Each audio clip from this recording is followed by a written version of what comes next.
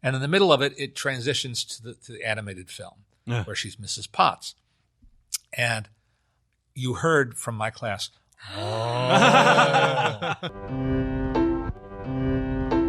Welcome to Sincast, presented by CinemaSins.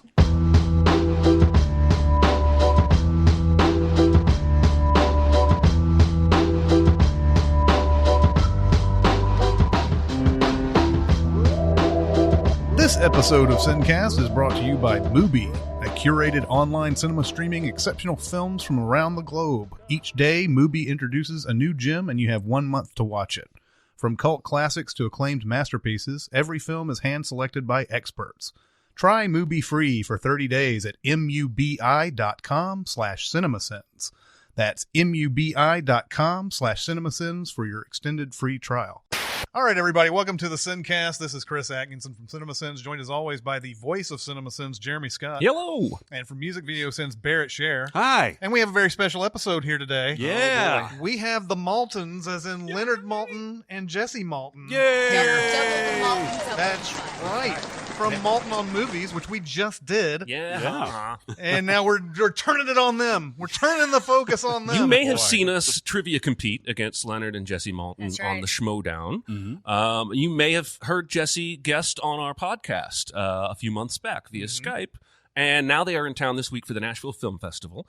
And we were not going to let them get away without having them both guest again in studio. Yes. And boy, I couldn't be happier. Yeah, absolutely. It's always great to have guests who are in some form part of the industry that we're in. We've had like some interesting like guests just in the film industry, like Simser, who does the storyboards and stuff like that. Having actual movie critics and people who know and love movies, that's a big, huge thing for us, and especially someone I've seen forever on TV and used to at Hollywood 27. Used to have the Leonard Maltin home video guide. Me and a guy used to play a game with it, like used to try to guess the year, the actors in the movie, all that type of stuff. That was the IMDb before the IMDb. No kidding. Of course, the IMDb was still around, but we couldn't access it at work. You know, it was that book was the IMDb for us. Glad you could join us. well, we're very glad to be here. Yeah. I think I speak for both of them. No, I'm good. At least one of you is glad to be here. I love listening to your podcast, Maltin on Movies. I'm so good at plugging. Yeah, I feel like the guests that you have really, really open up to you guys in a way that I don't hear that anywhere else. And you don't get to see, you had somebody like Al Pacino. I've never seen an interview with Al Pacino before, and he just opens up like he's just a normal guy and everything. Weird. Imagine that. We were thrilled beyond words, is all I can say.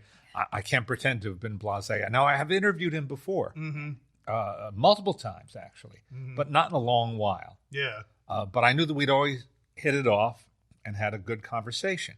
I know that he likes to talk. You don't have to drag things out of him. Yeah. That's nice. Those things I knew going in. But past that, nothing. Nope. And he was promoting his documentary about his stage production of Salome, which he did like 8 years ago, something like that, and where he discovered Jessica Chastain. Wow. And this documentary is her first, the film of the play, the filmed record of the production. Is Wild Salome is the documentary. Right. And then Salome is the film. So And it was her first a film. double release kind of a thing, so you could see And the he doc. directed it. Yes. So the documentary is essentially the making of both the stage production and also the film, and then the film is just the film. And That's enough about that. Anyway, you got Al Pacino in our studio. Yeah, absolutely. And we never dreamt that we would ever bring up The Godfather or Dog Day Afternoon or Serpico or we any didn't of know those what to do, things. to be honest. We Because- didn't know The man is filled with stories. this. Yeah. But we didn't know. I can always read my dad, and I can usually tell where he's going or what he wants to ask. And in this case, I could see that we were both nervous because you don't want to say, "So, how about The Godfather?" Like you don't want to do that to him because first of all, that's not what he's there for. He's there for this. But when he just naturally started going into these stories, I looked over at my dad and we were kind of like, oh my God. Well, him talking about meeting the actual Frank Serpico and all of that. That's just gold. Yeah. And like I said, you don't get to hear that very often. I don't think I've ever seen an interview with Pacino ever. And if you do see an interview, it's because he's there to just promote his thing. And then This you get these Tonight Show or something like that, 3-4 minute sound bites, and you guys are doing this long form interview process. That's what we love about it. I mean, I've been on the other side of that microphone, that table, as an author promoting my books, over the years, and I know that it's such a blessing when you get to talk for more than 6 or 7 minutes. Sure, yeah. And that's what we get to do with our guest, is just talk in a relaxed setting, and it seems to give them the ability to relax, and they don't feel uptight talking to us. I think part of it is it's my dad, and his reputation is not one of a person who's going to attack you, come at you with questions you don't want to be asked. That would be hilarious, by the way, if that Can was the you podcast. You imagine? got Al Pacino, you're like, all right, I'm talking about Serpico, all the dirty details. Beverly D'Angelo What drugs right did you now, do? yeah. If only. No, but that's definitely, other than just being why they say yes. Obviously, they say yes because they get to talk to him. But then they come in and they're not nervous in the same way I think they might be. And then you talk to someone for an hour. And a lot of times they'll apologize to us. They'll be mid-story because they're so used to having to talk in sound bites that we've They'll had say, so many. "Oh, I'm sorry, I'm going on." I'm sorry. Go on. Yeah, No. definitely, please. We're here for you to keep telling us. Yeah, it's wild. And I do think the father-daughter dynamic also has an effect, which I didn't even think about. No, they But- seem to respond to that. Yeah. I was about to say, you shouldn't sell yourself short on this, because you do have that fangirl type of thing going on there, where you're like, I love what you do and everything, and I think it sets them at ease a little bit that they're able to know that we're among friends here. I will be able to talk about whatever I want to talk about. We want them to have a good time. Mm-hmm. I mean, that's the other thing is you want them to enjoy themselves, and it's such a it's nice, especially at the end if we don't know somebody. Obviously, some people we have a bit of a history with, or my dad has a history with them, but it's really nice, like Jordan Peele, who we didn't know beforehand. You'd met in passing a couple of times because of the circuit, of the award circuit. Then we got to sit with him, and he's very shy, and he's very quiet. Very sweet. Very, very sweet, and obviously very, very smart. And then as we got him talking, he started to do the Obama impression, and I lost my shit. I couldn't. I was laughing. And our engineer, he's across from me, and so I often look at him when I'm laughing, because I know if he is too, then it's like, okay, we're having the same moment. But at the end of it, you've now formed a relationship. And they may not remember you. That's not, for what this is all they're doing all the time. It's exhausting. But at the end, you take this photo together, and it's just like you kind of get to capture it for a minute, that lightning in a bottle of like, we just had this really, really nice conversation together, and you feel like you know each other. And then you may not see them when it comes to award circuit stuff, or even actors in general. We don't know when we're going to see any of these people ever again. You don't know. But we've captured that little piece of lightning in a bottle. Right. Yeah. And that's very satisfying. Yeah. And you bring up the Jordan Peele episode, and this brings me to my next question. It's sort of a roundabout way to get to this question, but you had a story about Joe Dante on that podcast about how you ended up in Gremlins 2, because Jordan Peele did the Gremlins 2 sketch on Key and Peele and everything. And that's a great story, by the way. And you can repeat it here if you like, but I suggest you go and listen to the Jordan Peele podcast. But does that ever become a problem for you as a movie reviewer when you're interviewing these people, and then you review a movie that you don't like? Or do they know the game at this point? The smart ones know the game. Mm-hmm. But some of them are driven more by emotion than by, the rational part of their brain. Wait. Are you saying that there are filmmakers in Hollywood that are emotional? Sorry, go on. Certainly not actors. No. Generally, we invite people on whose work we like overall. Yeah. And so every now and then there'll be an awkward situation where we haven't seen their new film yet when we commit to doing the podcast. And if we happen to see it and don't like it, we just don't talk about it. We plug it as we're supposed to do. It's a fair game. You give quid pro quo. So we'll give them a plug at the beginning and at the end of the show. And then we'll talk about everything else they've done. Yeah. And that's how we duck and weave around that. And we try to avoid that when we can. You've got your things about not being friends. Well, I learned a long, long time ago when I came out to Hollywood and started working for Entertainment Tonight in the early 80s. You can read about the early 80s. It's online. Google it. But I was there. And it wasn't a great decade. Anyway, people are nostalgic for a decade I'd rather sort of sweep under the carpet. I was born in the 80s. It's not all bad, I guess. That's You the solemn highlight. Your nod. 80s weren't that bad, man. No. The highlight was Jesse coming along. That was the pinnacle of the decade, believe me. Yeah. But I learned pretty early on, and I had a few wise people set me straight.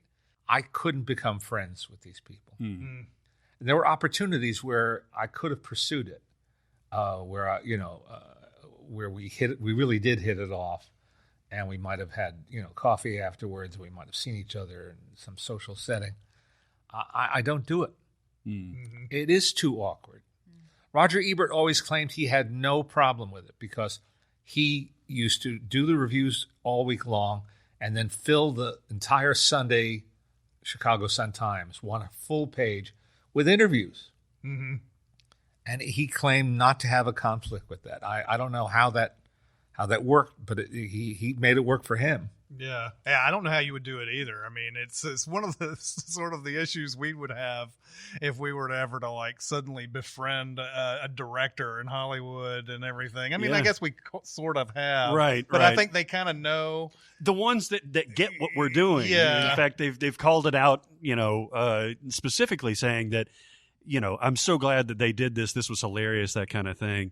And those are the people that you would want to have more of a working relationship with, or even personal. They're almost begging us to do the videos on there. But that's few and far between. What other questions do you guys got? I know I've got a million. But One I thought of on the way down, because we're interviewing Leonard Maltin and his daughter, and I love both of you. It's Leonard Maltin. But this man is like a hero to me. And so I don't want, just like you, I don't want to ask the Serpico questions. I don't want to ask the... But you can't. Go ahead. I never met But I Frank thought of one. Serpico. I don't think you get this all the time, which probably means you do. I want to know, what are some Maltin family movies? Like, my family watches White Christmas together every year since I was born. Every Christmas season. We're Jewish, so we're not allowed to do that, actually. Well, No, only I'm kidding. I'm not suggesting White Christmas should be She's your having movie. a go at you. But what are your go-to Maltin family movies where you sit down together and enjoy them on an annual, semi-annual basis? Well, there's some qualifying things. Not a simple answer. Okay. Jessie and her mother, my wife, Alice, are crazy about The Birdcage. Ooh, I love that movie. It's a brilliant Crazy film. beyond description about The Birdcage. They quote from it all the time. And anytime it happens to be on channel surfing, they're there. They're going to stop and watch. Guess who's not coming? Not a big fan. No, I don't dislike the movie. And I love Robin Williams. I love Nathan Lane, Hank Azaria. It's Mike Nichols. With Blah, blah, blah. You won't watch it when we watch it. No, I don't. You're the worst. I don't. I That's tend all not right. to. That's all right. I tend not to. Are there any that all three of you do enjoy the same? 7 Brides for 7 Brothers. Oh, that's great. Wow. That's a great one. The honest answer is we don't have family movies really because we don't watch movies together that are not for work a lot. Sure. We don't really have a lot of time. That makes sense. And so it's funny. I've had people say that to me. What did you all watch together? And I'm just like, like we go to screenings together all the time. Okay. It's usually trading off. It's either that neither my mom or I want to see it, so we like draw straws, or we all want to see it, and then my dad has to. My mom always complains about being a +1, but I remind her that I'm a +2, and now my poor husband's a +4, so it's a. But Jesse and I have an interesting history in one area, which is from the time she was an adolescent, we've had the misfortune of seeing inappropriate movies together. Oh. Where I mean, both of us feel really awkward. Oh. I'm thinking about this, and I don't Here's know. the- Why okay. did you ever even start doing this? There's stuff like Titanic, which is your more sort of basic situation of my mom and my dad on either side of me, and I'm seeing a sex scene. Not ideal. Then you get a little bit more complicated with South Park, Bigger, Longer, Uncut. Oh, yeah, where, that's where complicated. Satan is pulling out, hot dogs. Satan and Saddam Hussein are pulling out hot Yes. dogs. You go to there, and then someone thinks it's a good idea for us to watch Pedro Almodovar movies as a family. Oh, And all I'm right. not saying you've made terrible life choices, but maybe not the best thing for us to watch as a group. Right. 12 years old watching Talk to Her, sitting between my parents, trying to figure out how I can become one with the seat Yeah. and just disappear. Talk to Her is not a comfortable family movie. No. That is for certain. No. But no, we across the board, if there is a movie with nudity in it, sex, you name it, we will end up seeing it together. And we've gotten really good. I was going to say, don't you build up some kind of like desensitization to that eventually? Yes, and we're pretty.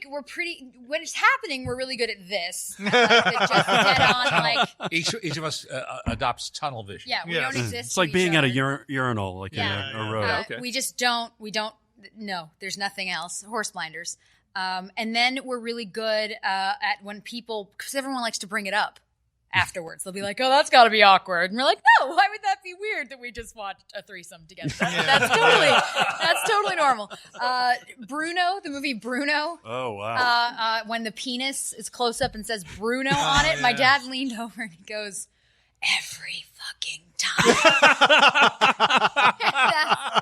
So we've had it happen a lot. We're cursed. do it, man. Yes. We're cursed. Oh, yeah. There are worse curses in life, but No, sure. It's I pretty imagine- bad, though. I'll be honest. I- Pretty bad. I wouldn't want to watch most movies with my mom Oh, yeah. No. or Yeah, any yeah, children I yeah. might one day have. Yeah. My brother is one thing. But I've sat through some uncomfortable things with my father. My father-in-law and I were big movie buddies, and so like we went and saw The American. That movie doesn't even look like anything that should have nudity. Right. But not only is there a sex scene, it's like 5 straight minutes long of pure grunting. And at some point, I'm just like, I am married to this guy's daughter. How can either of us be normal from here on out? I don't remember if I told you this when you had me on your podcast, but a life highlight for me was watching Forgetting Sarah Marshall, sitting between my parents. Oh, no. And when Jason Segel comes onto, and he's naked, and you see his penis, and my mom leans over and goes, "Look, Jesse, he's Jewish." And that's one of those, like, see, you guys are missing the final part of the trifecta of Malton, my mother. And everyone who meets my mother loves my mother. She's hysterical. But she's definitely that guy who would say exactly that and scar me for the rest of my life. Sounds like she needs to be on a podcast. Honestly, she's been on ours. Has she? Yeah, and she's think pissed I've we haven't heard asked that her one. back. So Oh, well.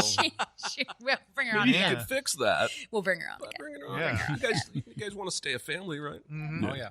So I was watching the YouTube video of your interview with George Lucas. Uh-huh. I guess when the special edition of Star Wars, the original trilogy, Yep. came out in '95. Oh, by the way, that was the first movie I ever built in the theater in projection. Was Oh yeah. Star Wars 3 issue in A New Hope, or 97, 98, It's whatever year it was. 97. 97. That was the first movie I ever built. because they did it? Did they do it all within the same year? All three Yeah, it of was them? January, February, March. Yeah. And by the way, one of Jesse's classmates was the daughter of Bill Mechanic, who was then running 20th Century Fox. Hmm. And so Bill and I would sit next to each other at their soccer games and basketball games and such. And Bill was and remains a very candid guy. Yes. Mhm. He's if you're a reporter covering the industry, film industry, you go to call him because you're going to get a quote on any topic you bring up, and he will be absolutely fearlessly honest. And Fox, in spite of all that had happened from the original trilogy, when they reissued them, they still didn't think they were going to do that hot. Really? Yes. They were actually taken aback. They couldn't believe the numbers they got the first weekend. They questioned, maybe we could still stagger the release a little more, drain a few more dollars out of this. They just didn't get it. They were huge, weren't they? Oh, yeah. Oh, yeah. In a January, February, March release, Well, right? Sure, yeah. I mean, I think New Hope did better than all the other ones, but Well, that's interesting. Was it that relationship that kind of set up that interview? Because No. that's a long form There interview was too. a different time frame. Oh, okay. What did you get out of that? Because watching that now, and I guess we've kind of gotten used to Lucas as this, mythical figure. Yeah. Very aloof in that interview, very kind of monotone. Is that what you got from it too? I was just interested in what he had to say. I'm asking about an interview 20 years old. No, but it's an important one. It's the one that I get asked about all Oh, really? the time. Oh, not asked about. It's brought up to me. Oh. I can almost tell when it's coming. It's usually somebody 20-ish, 25-ish. Mm-hmm. If they come up to me and they say, the first time I ever saw you, and I'll say no, knowing what the answer is. I used to watch you interview George Lucas on those original cassettes wow. of Star Wars. They sold 25 million cassettes. Really? I had them. A lot of people do. Yeah. It's the only VHS they've kept in many cases. Because they've never, I had a nerd friend explain this to me.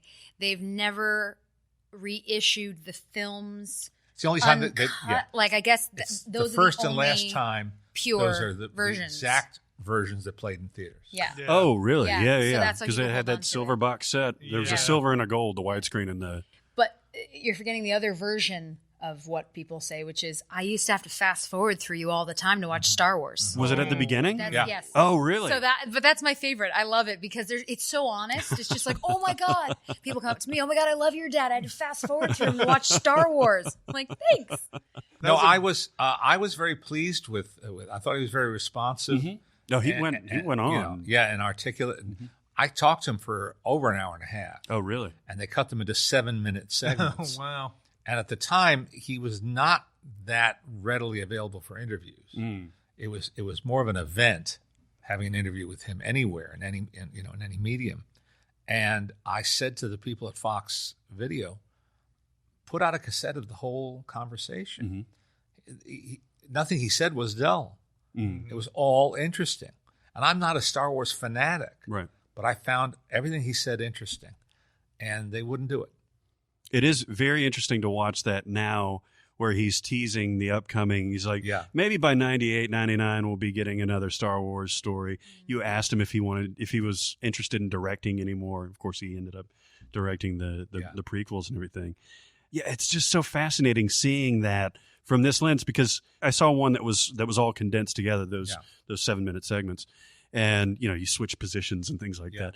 But the way that he kind of explained this was, as he said, very interesting, but it also seemed just kind of, like he was, pardon the pun, on a different planet, Well, George is not a cuddly, warm, fuzzy type of guy. Uh-huh. He's very bright, needless to say, and he loves talking about his work. Mm. You don't have to push too hard. Get him to talk about his work. But And, we have seen him be cuddly. We've seen the two. Oh yeah, There are two people in the world who can make him that way. His kids. Ah. Katie is, I think, my age or around my age. well, I teach at USC, Mhm. George's alma mater, rather. Mhm. And this is the alma mater for whom he wrote a check, now maybe 10 years ago, for $175 million. Wow. They went back To and asked rebuild- for more, by the way. Oh, course they did. That didn't cover the They expense, got more. but he completely All I want is a rebuilt. million, George. That's He- all I need. He rebuilt the campus, Really? for the School of Cinema, and Not the whole campus, Right. the cinema. the It cinema. should be the whole campus. Honestly. And when asked why, the New York Times asked him why he did, and he said because cinema still isn't taken seriously as an academic, field by most universities. And the one thing universities respect is money. Yes. That is very true. And that's why he wanted to put on a good show, build an impressive place, which he has done. And, it shows incredible loyalty, and it shows incredible foresight to want to pass something along to the next generation of filmmakers. And he comes down a lot to the school for fundraiser stuff, Right. and they'll do events. He comes down, so he puts his money where his mouth is. Like So- he is there for the school. So one night we have a break before I show new movies and have some of the filmmakers there afterwards for Q&A. And we have an opening section of the class. It's a long night. And then there's a break. And one night during the break, a nice young girl comes over to me to introduce herself. And because I have like 350 students, I don't get a lot of one-on-one time. She says, "Hi, my name's Katie." I said, "Hi, Katie. Nice to meet you." She said, "I think you know my father." I said, "Really? What does he do?" She said, "He's a filmmaker." I said, "What's his name?" She said, "George Lucas." So that's his daughter, Katie. And she's lovely, and she's very bright, and all the good things. But the first time that we ever saw George really smile, because in photos he just doesn't normally smile. Yes. Yeah. The first time, I don't remember what event it was at USC that he was there for. It was a night Alex was part of putting all that stuff together. I don't remember what it was. In the gallery there. It was. I'm trying to think if it was like the TV stuff. USC does a lot of really, really cool exhibitions, and he was there for one of them. And I saw him look at Katie, and he smiled, like really smiled. And I just totally had that moment of, he looked at her like a dad looks at his kid. And it was like, oh, my heart. And I suddenly, like, everything made sense a bit. That's he went, fascinating. okay, so there is a different thing we don't get to see. And then we met him with his wife. At Sundance. And he got to interview on stage George Lucas and Robert Redford. Oh, wow. You know, like you do. Yeah. But the best part was backstage beforehand. Backstage was the highlight of where life. they were very loose and very relaxed, and we met his wife Melody, who was a pretty remarkable woman. Hilarious. She's a financial whiz. Yeah, whip smart. Yep. Like, you get it. And she showed us. So first of all, just watching her, in the same way people they think it's funny the way that my dad and I are, because obviously you look at my dad with reverence, and a lot of people do, understandably so. It's still my dad, so I will put bunny ears on him. I can do all the things that I think other people might want to do, and I can just do whatever I want. Right. And it was a similar kind of vibe watching them, which is that's his wife. So she's not going to take any of his BS. Like, there's not, so she's just calling him out on stuff, and they're making fun of each other. And that was wild. Then she showed me at that time their child was probably like a year, little guy. Infant. And she showed me this photo of the two of them in bed with the same crazy bed head, like matching. And George was sleeping. No, they'd just woken up. Oh, is that what it Because is? what I remember about it is that they look the same, and it's so cute. And it was another one of those, like, this is not real. Like, I'm seeing this photo of, like, George in PJs with his infant child. But that was really special to see him kind of. That's a side that you just don't Yeah. see from. He's always been very nice to me. Oh yeah, always very, very nice. I've never seen him be rude to honestly, I've never seen him be rude to anyone. He's just very firm. So if he doesn't want to do an interview, he's not doing it. If he doesn't want to do something, but frankly, I get it. You know? He's got a big empire. That's the thing. Again, pardon the pun.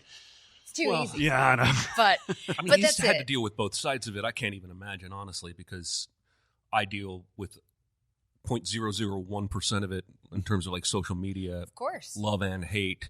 He's the man that created Star Wars, and we love him. And then he's the man that directed the prequels, and at least a certain fan base has decided to hate him for that, or he ruined such and such, or same guy. You really think he wanted to have those three movies not be good? Yeah. You really think he Yeah. wanted them to disappoint you? I mean, so he's taken it all from all directions his whole life, and I can't even imagine what that must be like. So to be even smiling once for any reason is like a good thing, I think. How do you smile? Right? But that's it. He's very it's kind of like that thing of someone gets called a diva. Yeah. And some people are, and some people are jerks, but some people are just very firm. Yep. And they tell you what they want and how they want it. And to me, there is a difference. And if you're polite about that, then you do you. Well, yeah, and there's a certain kind of person like a George Lucas who has more than earned the right to be particular about what he can't is walk and isn't down going the to street. do. He cannot walk down the street. That was part of it, was that like they have to ghost him in and out of everywhere. Right. And you get it. And some people are screaming, is he going to come out and do sign autographs and take pictures? It's like, no, because then he'd never go home. I've often said stuff like, I feel know? bad for Taylor Swift. She can't just go out for a Starbucks without becoming like front page news on TMZ. Yeah. Sure. Yeah. So anyway, I've derailed us. What is this class and what do you show there? I inherited a class. I inherited a class that George Lucas took Oh, really? when he was a student. Wow. Ron Howard took this class. A lot of interesting people took this class. It was started about 1960 by a then very prominent film critic named Arthur Knight, who wrote the first one-volume history of film called The Liveliest Art, which came out in a paperback, and everybody had this book. I think I was in high school. It was the only book of its kind. Just a really good, solid, concise, but comprehensive history of film. Arthur went to USC and said, you're here in the middle of Hollywood. Why aren't we inviting movie makers to bring their current films down to campus? And so that's what they started doing. When he started doing that, Alfred Hitchcock was still making movies. But so was John Cassavetes. And he had them and everybody in between. Wow. And so it was very popular. And it had a terrible name, Theatrical Film Symposium. It still has that name. We've never come up with a better one. no one uses it. In the old days, people called it Thursday Night at the Movies. And then for years, people just call it and still call it by its course number, which is 466. And if you meet anybody from USC who's been in the film department or even just around, and you say, just take 466. Oh, yeah. So Arthur taught it for many years. Then he retired.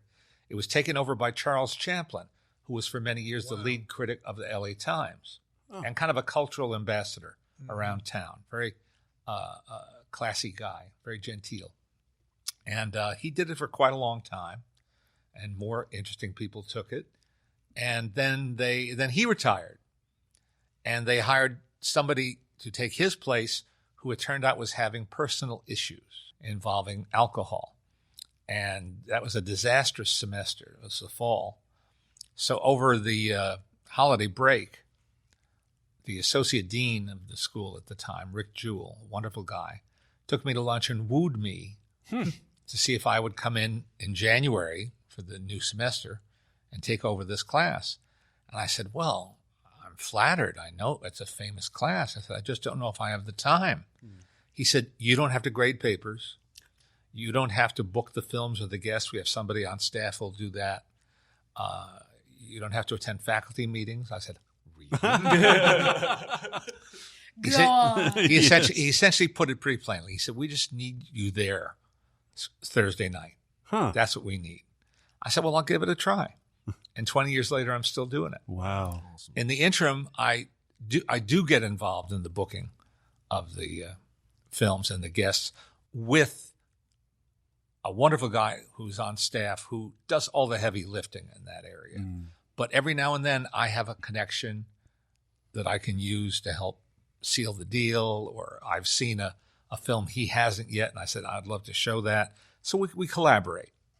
And so it's teaching at its best. And though I regret not having more of a relationship with my students because it's such a large auditorium. Sure, I'm sure that's a very popular course. It is a very popular course. I was going to say, what degree do they give to the person who just takes that course over and over and over and over again? Because that would be me. I've had some students who've taken it 3 times. Yeah. Really?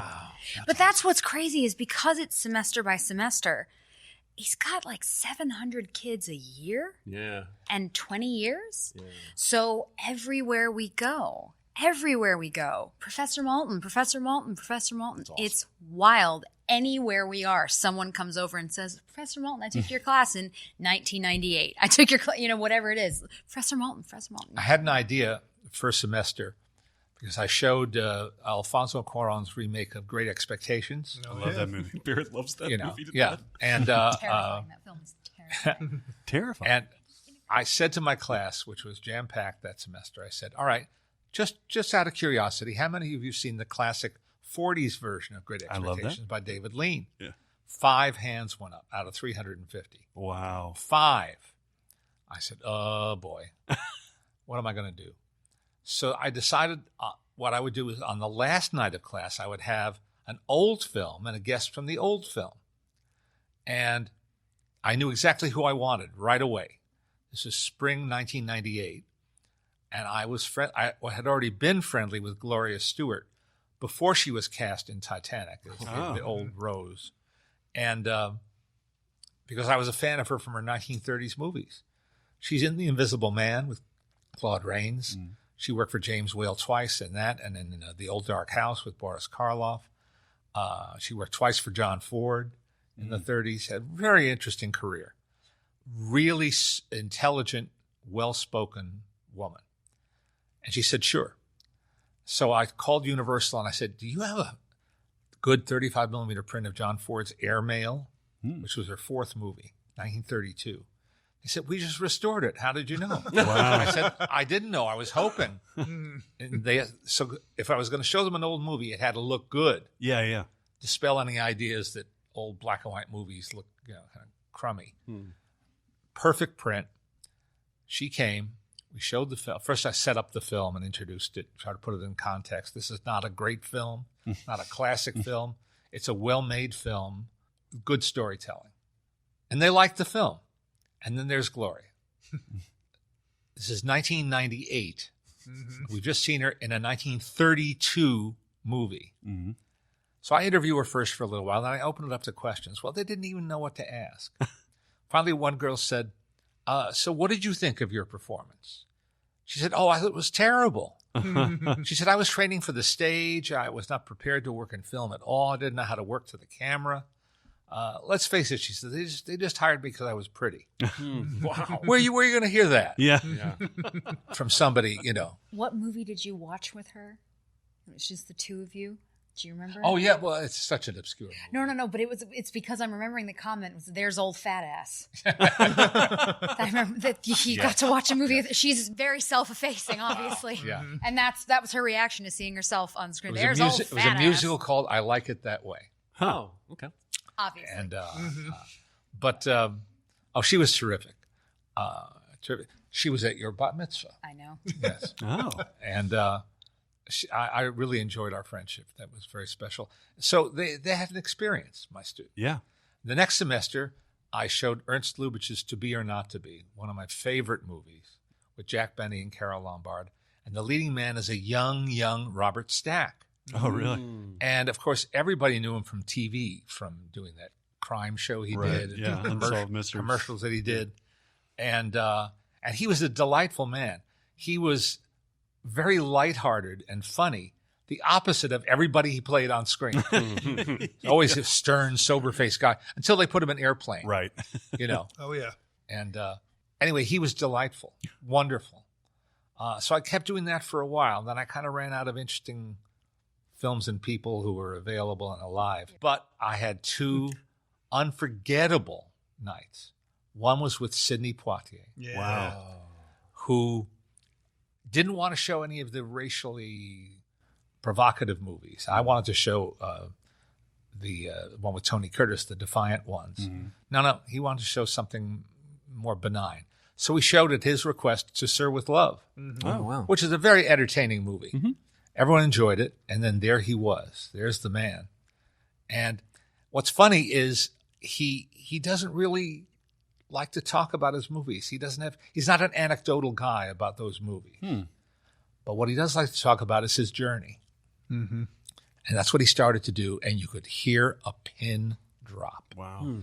He had that class in the palm of his hand.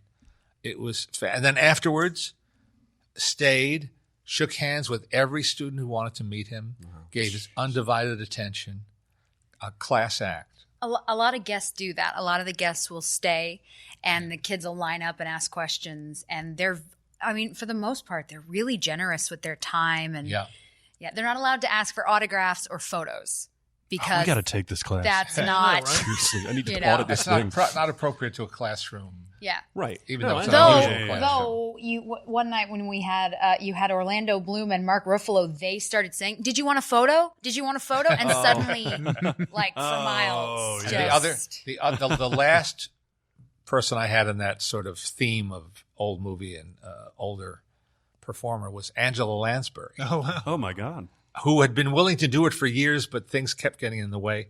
Finally, I got her, and I showed Frank Capra's State of the Union, which is a film with Spencer Tracy and Katharine Hepburn. Wow. And the third lead is an impossibly young Angela Lansbury, who always played older than she was. Right. Yep. She was like 23 when she made this Really? movie. Yeah. Mm-hmm. Well, she got her first Oscar nomination for Gaslight when I think she was 20 or 21, something Oh, like wow. that. I may be off. Don't hold me to these facts. We'll fact check. I need a fact check on this. She came, and she too, just incredibly candid and forthcoming.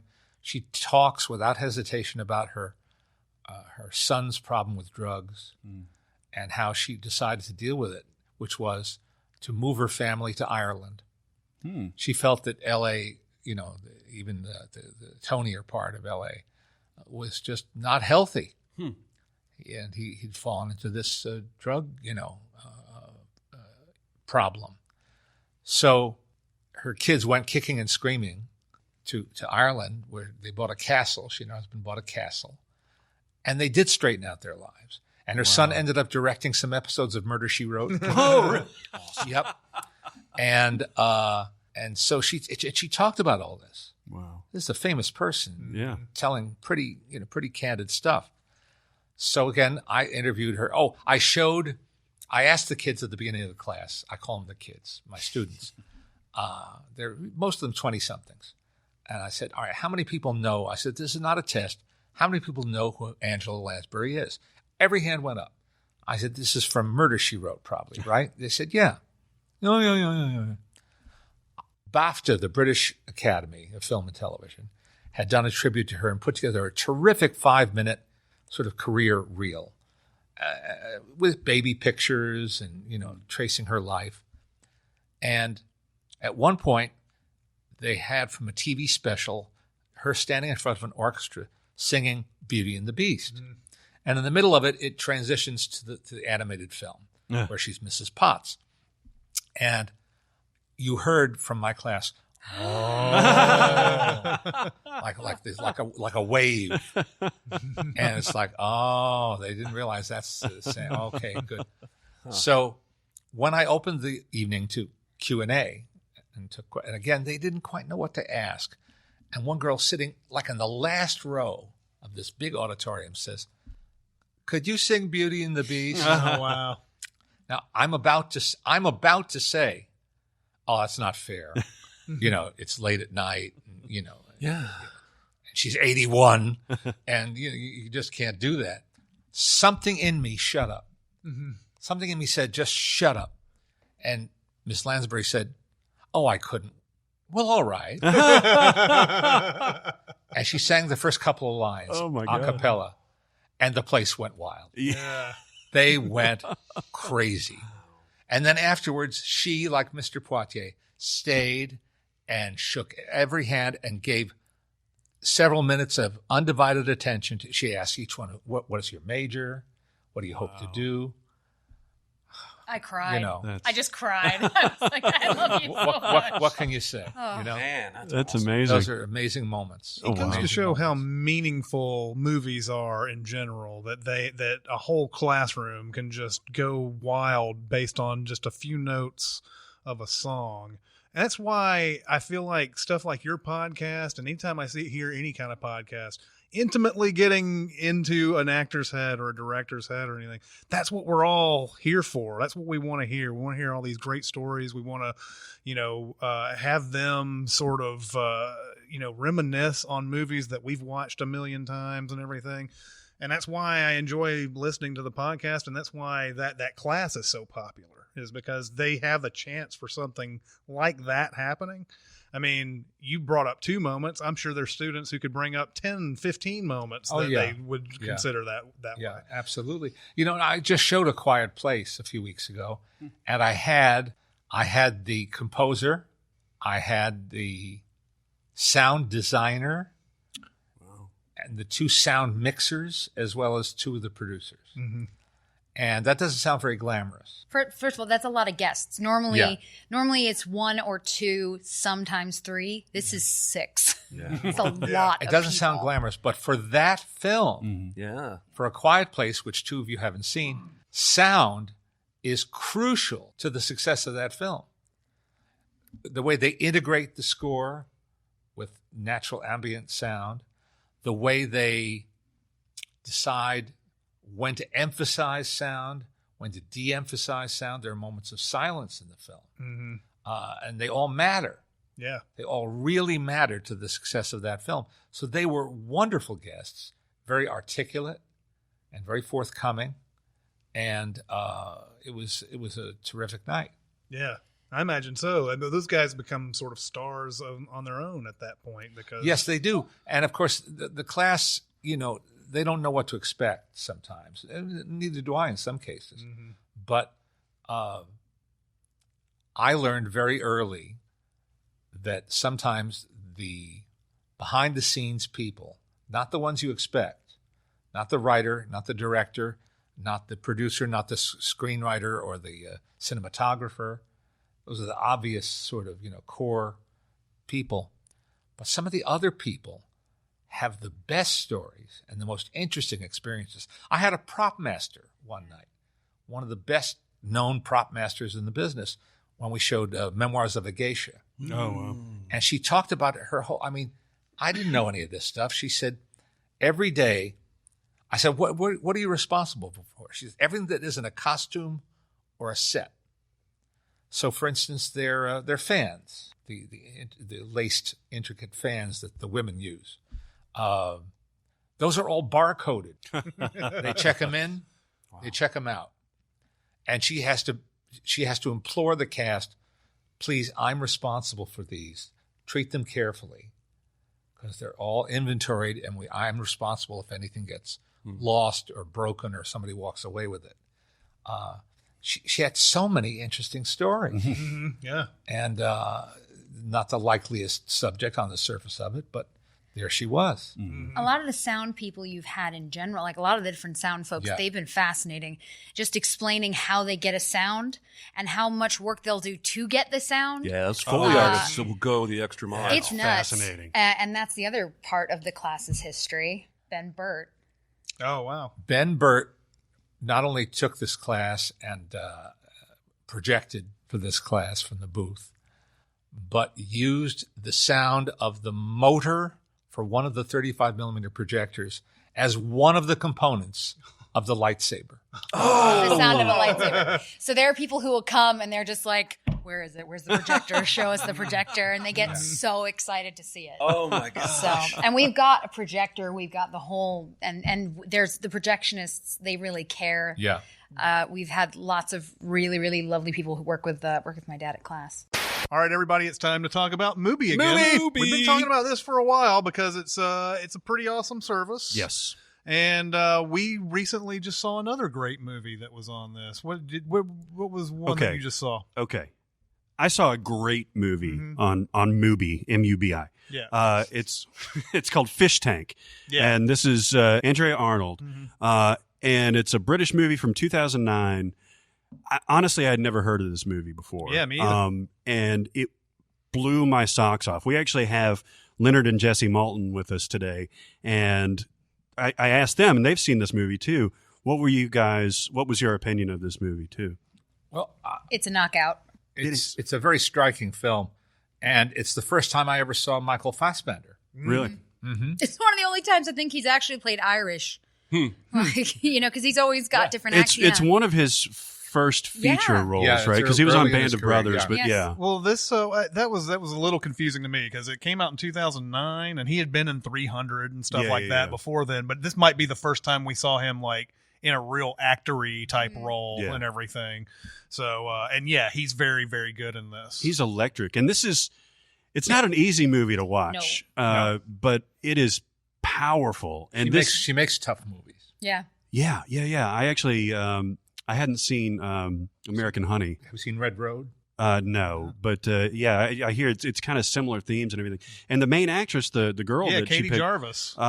was kind of plucked out of a similar situation, out of like the projects in London or outside in I England. think I think she saw Katie on a train platform. Is that the story we heard? Yeah. Something like she was that. yelling at her boyfriend. Was the story that I read? Oh, really? Yes, and she said, "All right, this is perfect for this." This movie reminds me, it sort of foreshadows the Florida Project. It has a sort of same sort of vibe to it to me, as we look at someone who's living maybe not in poverty, but lower middle class, and having to deal with just like horrible parent who's doesn't want to be there, Right. and is dating all these men, and finally it looks like she's finally found one in Michael Fassbender that she really likes, and he seems like a really nice guy and everything. And the movie has some things to it takes some dark turns here, but it's and there. also got some just killer scenes of tenderness.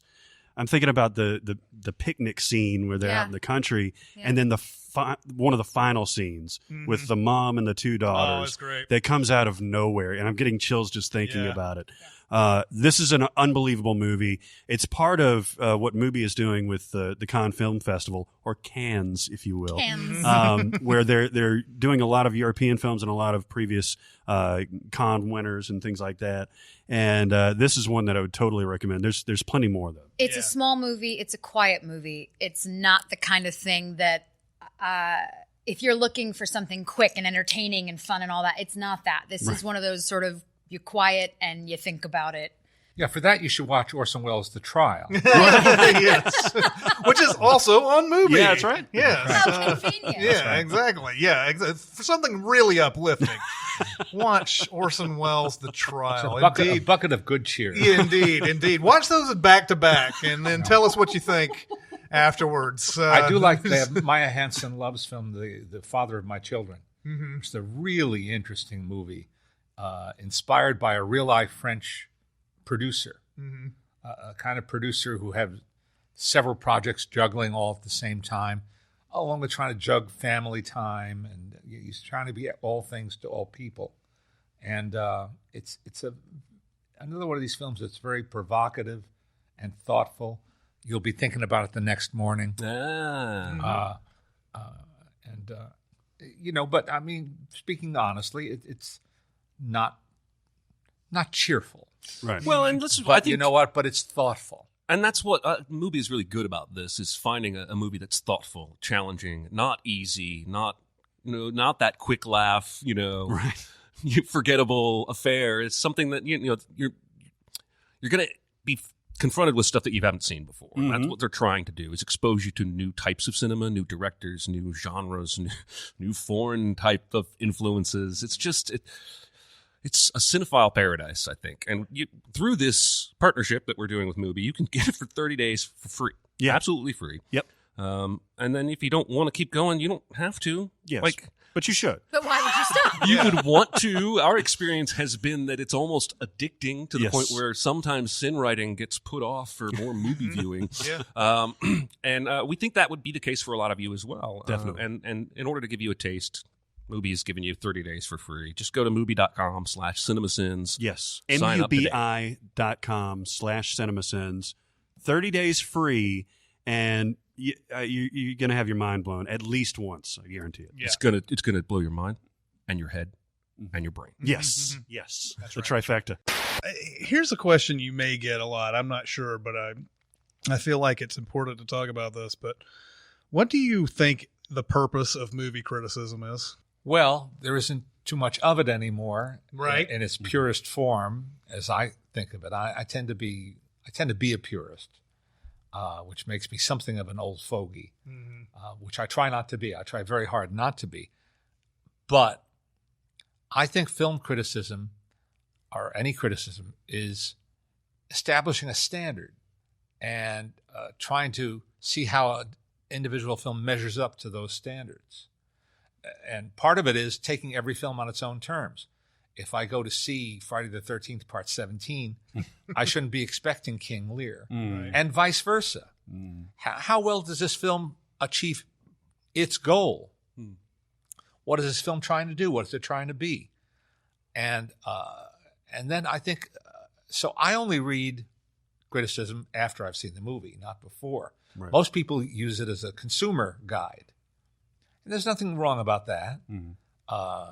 Siskel and Ebert's thumbs up, thumbs down was a shorthand. It was a shorthand for telling whether they liked a movie or not. Same way the Rotten Tomatoes score is a shorthand.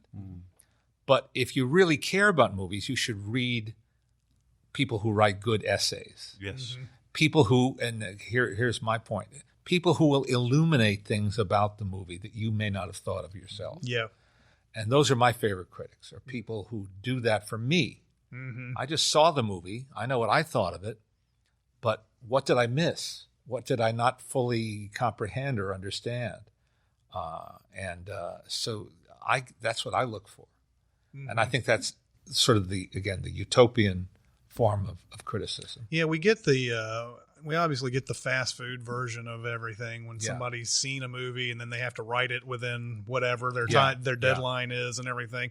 And I never felt like that was the true opinion of a movie. It's basically just, what you have to scramble to write down a lot of times.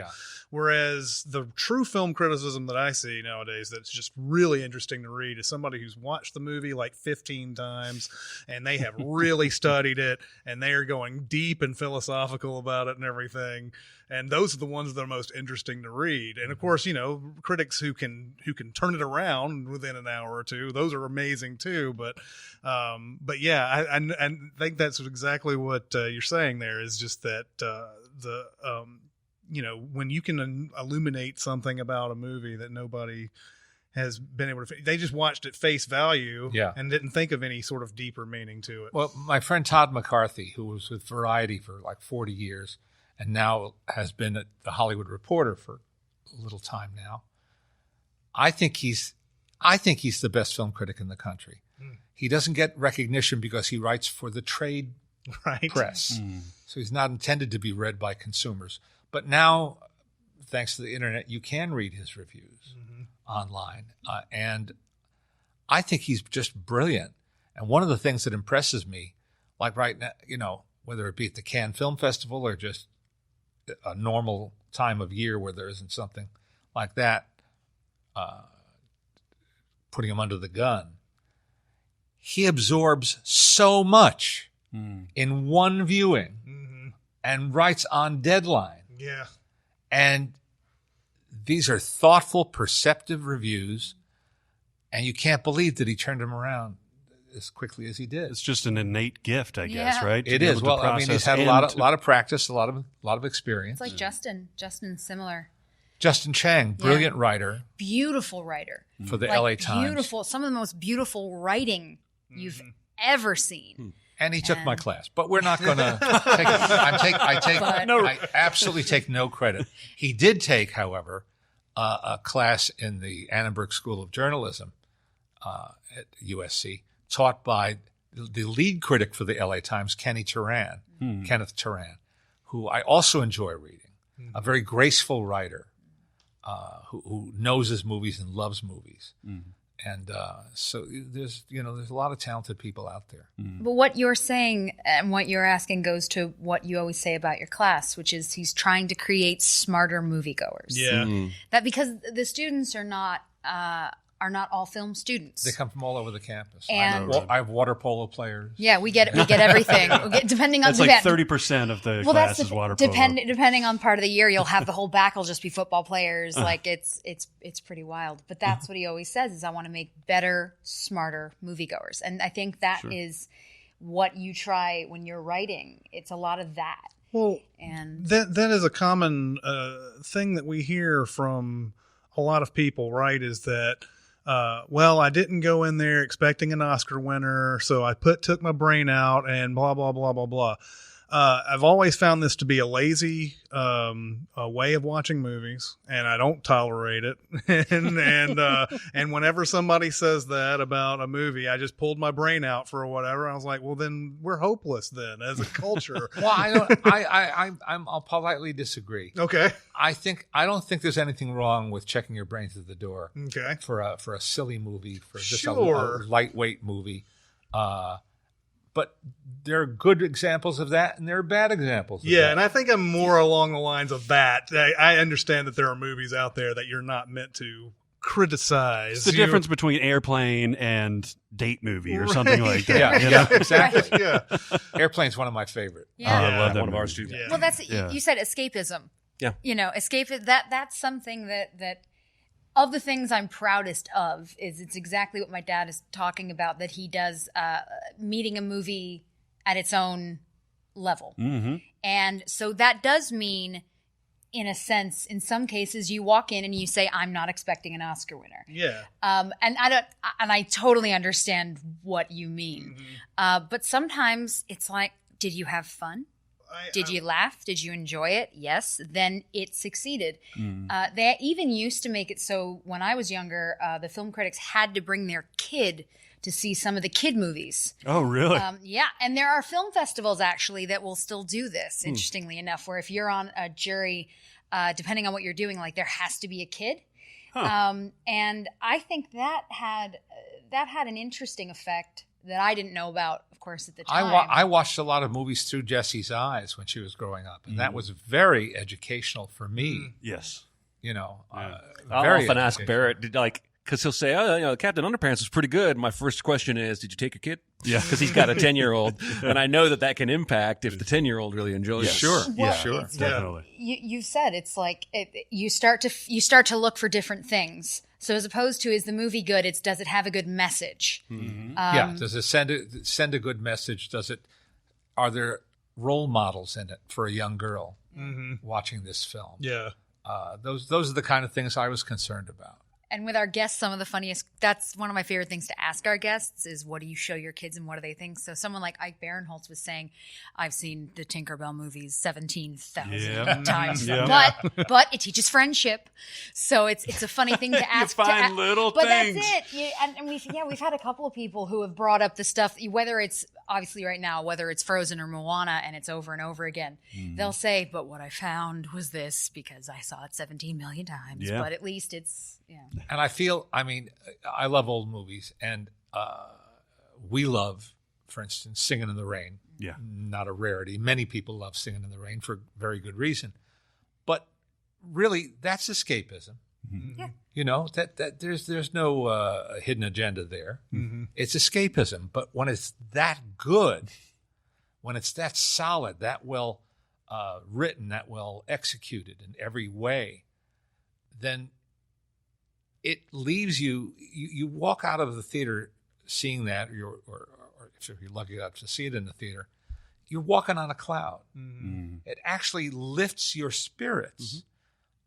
What higher praise can you give it to any piece of art Right. than to do that? If it was that easy, they'd be doing it more often. Yeah. It's not that easy. I think what I want to direct that at, like obviously there are movies that you go to just take your brain out, but the ones that I hear this on most are like Transformers. So like, in Transformers, it's for me like the thing that I would always hear is that, well, it's just robots fighting and blah, blah, blah. That's fine. I'm like, why does it have to be 2 hours and 45 minutes long? If it's just that, then can it be an hour and a half? I think I'd have more fun with it. Well, that and the way. thing for me is, and I guess this is where we lose some people who aren't fans of CinemaSins, is that sometimes our real opinions make their way into a video as a sin right alongside something we clearly don't believe. I just want a movie to make sense by its own rules. Sure. I can handle a talking toy movie, even though I know in reality toys can't talk. But don't you break any of these rules that you set. Wait a for minute, yourself wait a minute and now. pull me out of it. In Baby Driver, Okay. and we love Edgar Wright. So, but in Baby Driver, am I wrong? At the beginning, Kevin Spacey sets up that he never works with the same crew twice. Oh, yeah. Yes. Except later in the movie. Yes. where When he picks, does where work he with the picks, same crew. where he picks the most volatile possible people. We purposely we love Edgar. We love him, and he is he's incredible. And I'm He a fan really of his is. work, too. Yeah. Yeah. This was a movie where everyone around us, it felt like Emperor's New Clothes, where everyone is like, "Isn't this the best thing you've ever seen in your life?" And we're like, "Not really." That whole ending Um, is ridiculous There too. were so many things. That's a major pet peeve for me. Is Yeah. don't tell me something and then not only not follow it, but not follow it that much. Because I'm not going to check out my whole brain ever. But I can turn parts of it off if you tell me rules from the real world don't apply in this movie. That's Here, it. here, If and you here. if you tell me people can fly, I'll go with it. Exactly. That's what I say it every single time. I will go with you. I will go with you whatever you tell And yet me. I find it's strange that the contemporary movie-going audience doesn't seem to cotton to metaphor. Mm-hmm. They'll take any kind of fantasy, the most outrageous, futuristic, idea or concept, but they're not easily warmed up to allegories. No, yeah, you're right. And I don't understand that. It would seem like they would go hand in hand. Yeah. Someone doesn't like the movie Inception, and it gets him yelled at a lot. Well, we won't yell at it. But one of the things you said to me as soon as you came home, Oh yeah. They've got to make the kick. The kick's coming at 12 noon. If we don't make the kick, it's all lost. We're screwed. It's all over. Got to make the kick at 12 noon.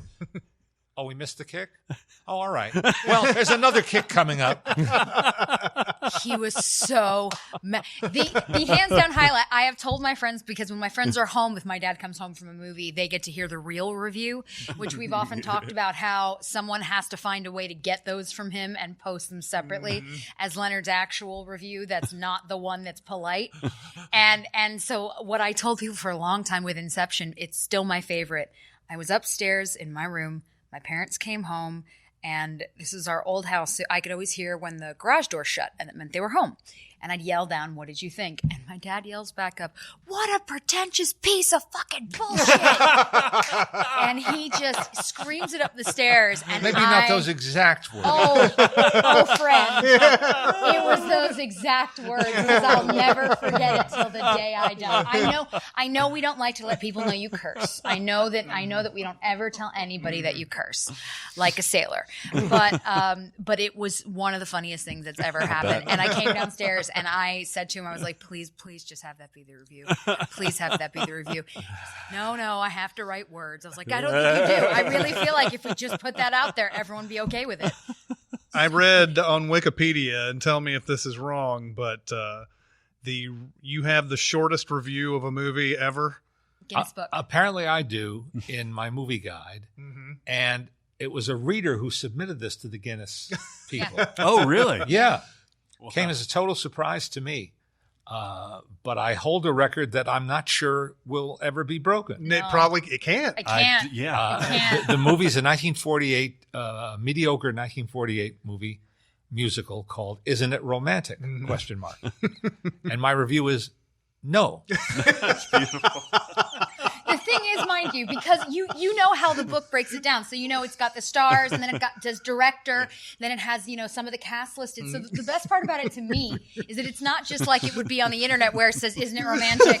No, it's "Isn't it romantic?" 1948. Blah, blah, blah. So you've got this whole thing of like detail to explain it to you, and then you get to the part where the review normally would start, and it just says no, and then it's like video available on the such and such. And I was like, this is It's amazing. fantastic. It's something I feel like I've sort of a kindred spirit with you when I see a review that just simply says no afterwards. I feel like that's a CinemaSins predecessor almost.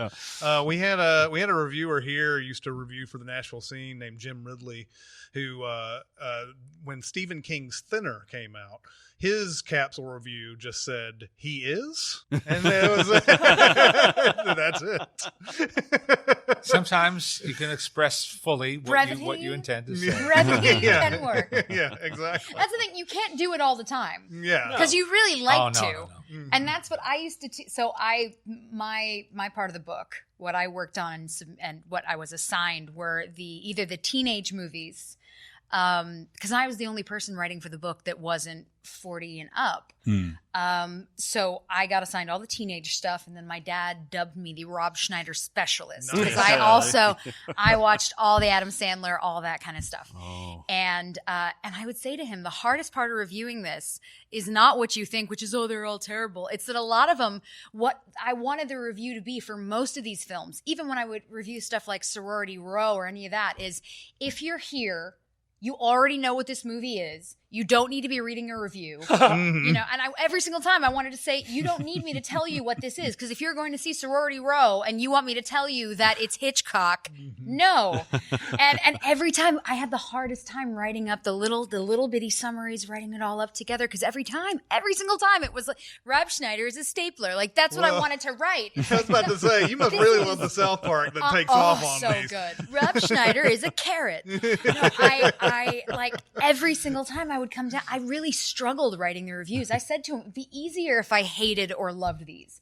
It's that I have no emotion for That's the most where part. I am. It's that a lot of them were sort of like, there are movies like The Wedding Singer is a great movie.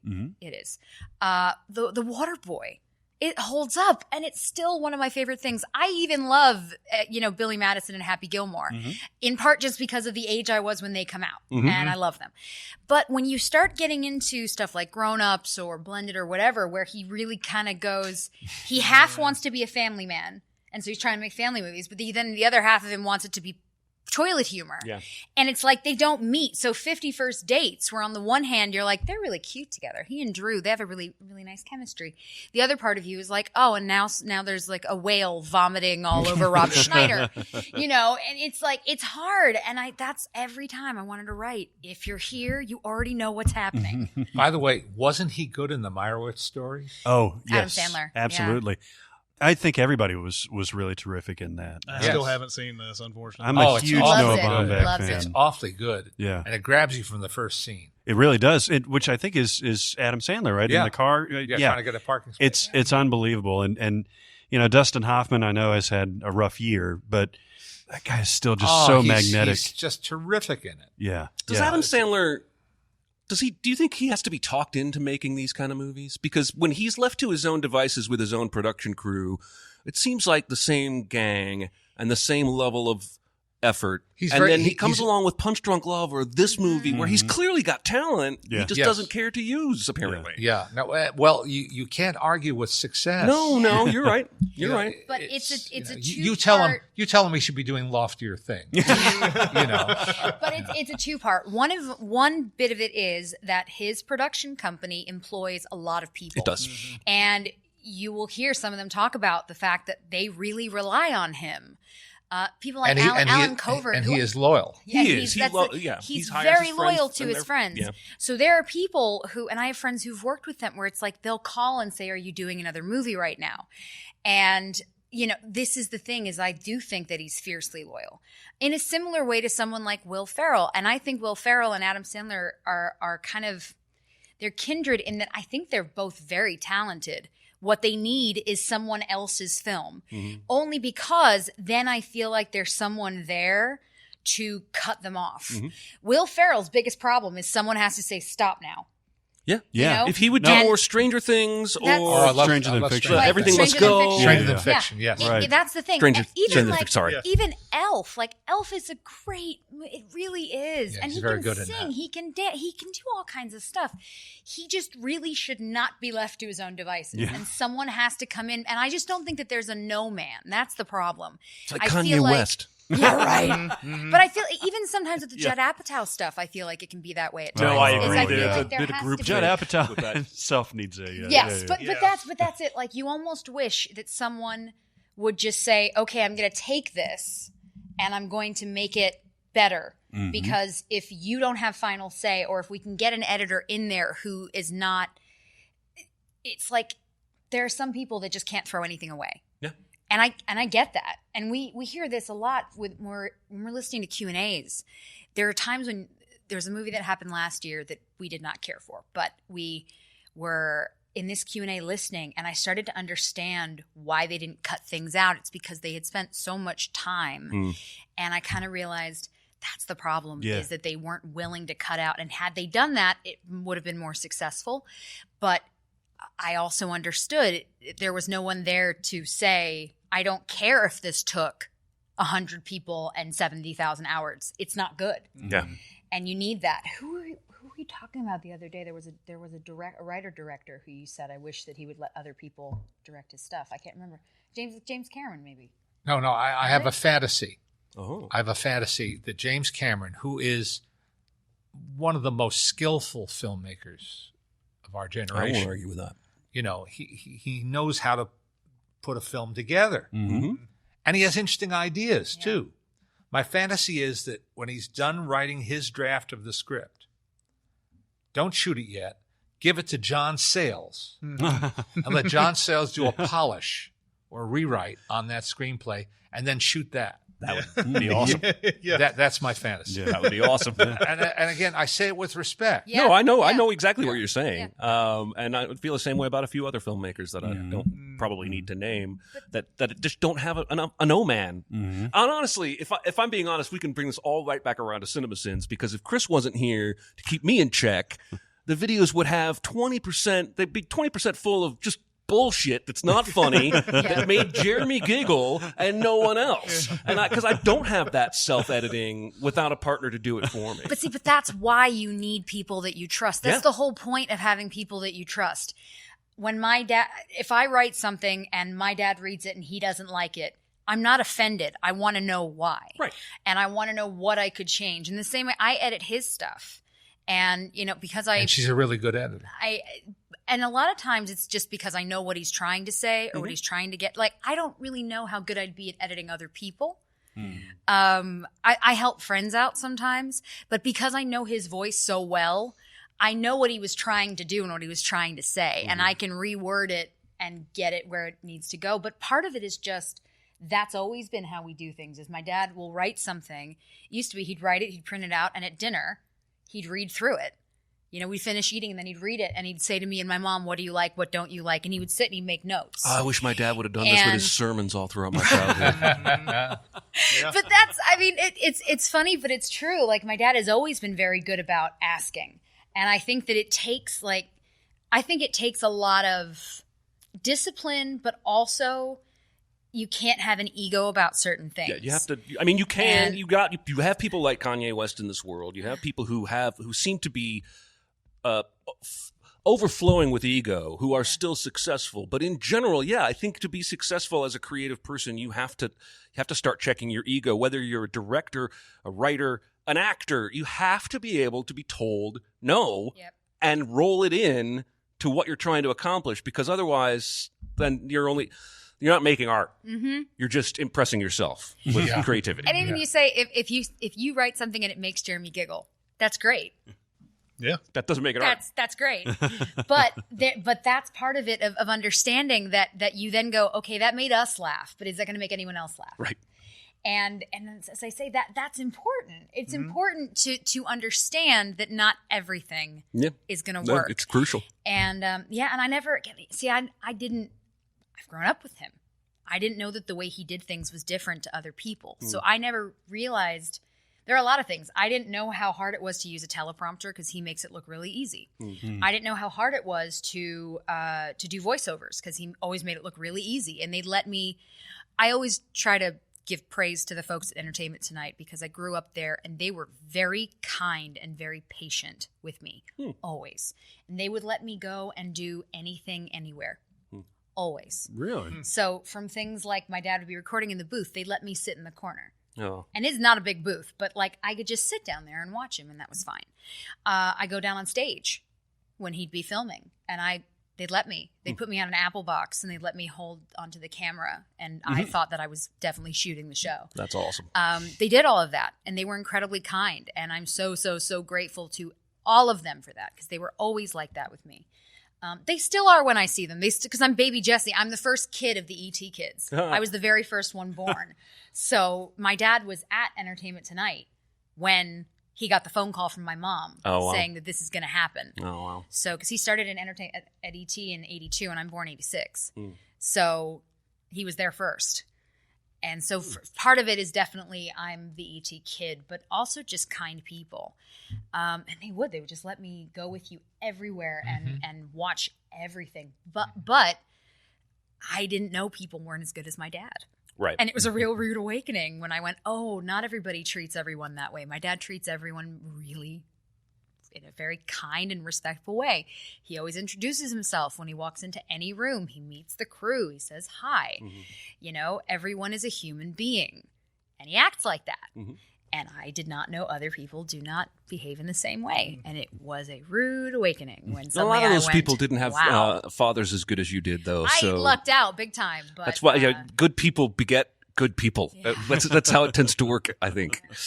Common question that you'll probably get a lot, but I'm going to have another one after that I don't think you probably get a lot. Favorite movie, obviously, but what is your what is also your favorite review? Of my own? Yeah, of your own.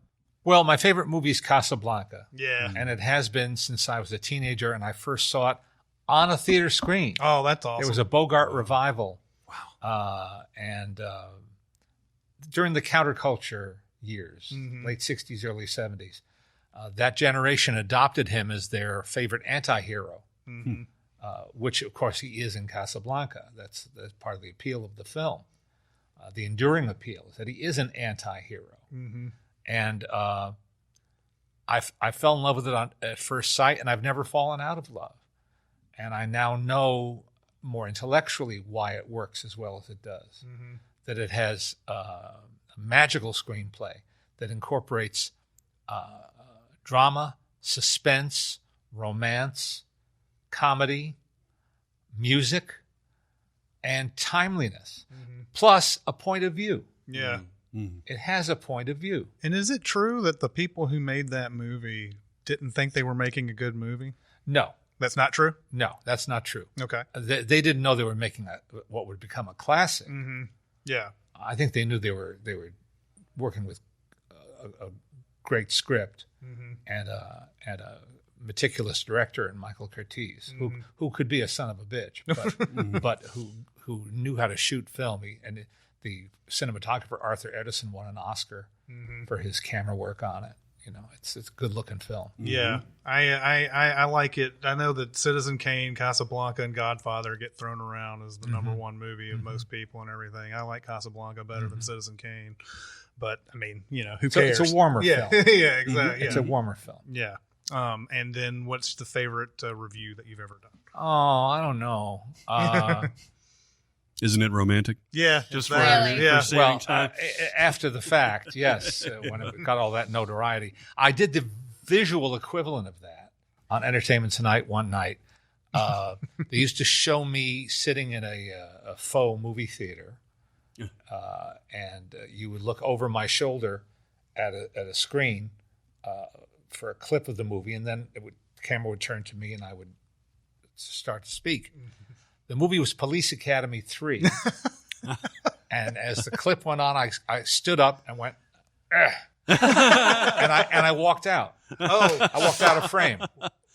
So I didn't actually give it a verbal review. I think you did beat the Yeah, Guinness you Book did. of World Records with that one because you just said and then left. I don't know if it was audible what I said, but it was really a sight gag. Yeah. But what's the one everybody remembers?